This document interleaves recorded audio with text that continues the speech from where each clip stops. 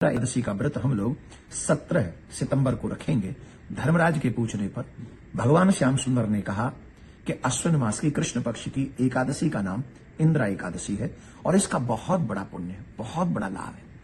जो भी मनुष्य इस व्रत को करता है उसकी प्रत्येक मनोकामना पूर्ण होती है और उनके पितरों का आशीर्वाद उनको प्राप्त होता है। इसकी बहुत सुंदर कथा है। प्राचीन काल में एक महिष्मती नाम की नगरी थी। वहां के राजा इंद्रसेन थे, जो कि भगवान नारायण के बहुत बड़े भक्त थे, बहुत बड़े उपासक थे। उनकी पूजा इत्यादि करते थे, व्रत इत्यादि रखा करते थे, धर्मपरायण थे, धर्म के अनुसार प्रजा का पालन करते थे। एक बार देवर्षि नारद वहां पर पधारे और श्री नारद जी के आने पर उनका पूजन किया और नारद जी के आने का कारण पूछा।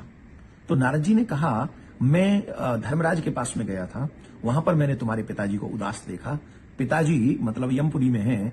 ये सुनकर पुत्र को मतलब राजा को मतलब इंद्रसेन को कष्ट हुआ। उन्होंने पूछा क्या हो गया ऐसा? तो उन्होंने कहा कि एकादशी व्रत वो करते थे, लेकिन वो एकादशी व्रत भंग हो गया, जिसके कारण वो यमपुरी में है। उन्होंने एक संदेश तुम्हारे लिए भेजा है कि तुम अगर उनके लिए अश्विनी मास की कृष्ण पक्ष की एकादशी का व्रत श्रद्धा पूर्वक करो तो वो वहां से वो मुक्त हो जाएंगे। तो राजा ने बड़ी निष्ठा के साथ में अश्विनी मास की एकादशी व्रत किया। इसका नियम वही है, प्रातःकाल उठना है और प्रातःकाल उठकर स्नान करना है। स्नान करने के बाद में संकल्प करना है। इस संकल्प में बहुत अच्छा होता है कि अगर हम तिल हाथ में ले लें और दूर्वा हाथ में लेकर, जल हाथ में लेकर संकल्प करें, और इसमें अपने पितरों का भी नाम स्मरण कर सकते हैं जिनको हम ये पुण्य दान करना चाहते हैं। राजा ने बड़े मन क्रम वचन से वो एकादशी का व्रत किया और उसका जो पुण्य था वो पुण्य अपने पिता को दे दिया। जैसे ही वो एकादशी का व्रत पूर्ण हुआ, आकाश से पुष्प वर्षा होने लगी और उनके पिताजी गरुड़ पर बैठकर भगवान के बैकुंठ धाम के लिए प्रस्थान कर गए और राजा का भी बहुत सुंदर यश हुआ। ये सुंदर कथा हम सबको सुख देने वाली है और शिक्षा देने वाली भी है।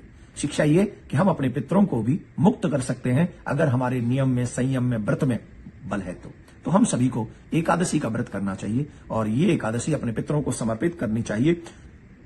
परायण का समय जो रहेगा वो 18 तारीख को रहेगा और 18 तारीख को परायण का समय है 6:10 से 8:38 तक। 18 तारीख को, 18 सितंबर को हम लोग एकादशी का परायण करेंगे। सुबह 6:10 से परायण का समय हो जाएगा प्रारंभ। लेकिन नियम वही, सुबह स्नान करें, व्रत का संकल्प करें, नियम संयम का पालन करें, ब्रह्मचर्य का पालन करें और इस समय, इस दिन गौ माता के लिए तृण प्रदान करना भी शुभ होता है। और एक और बात मैं इसी वीडियो में बता दूं, एकादशी का जो श्राद्ध होता है वो एकादशी के दिन न करके द्वादशी के दिन करना चाहिए। और हाँ, एक और बात, एकादशी का दिन श्राद्ध अगर आपका बन है तो फलाहार ही ब्राह्मण को भोजन कराना चाहिए और इस दिन पंचबली जरूर करनी चाहिए।